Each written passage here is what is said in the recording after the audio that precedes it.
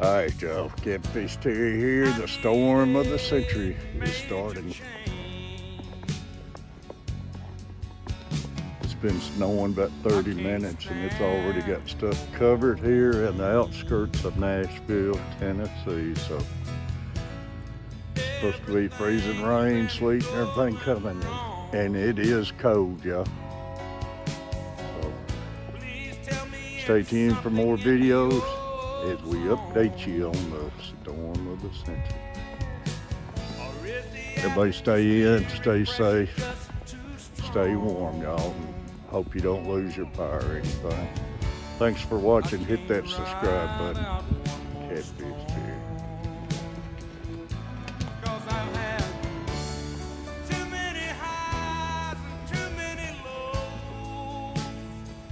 Love y'all.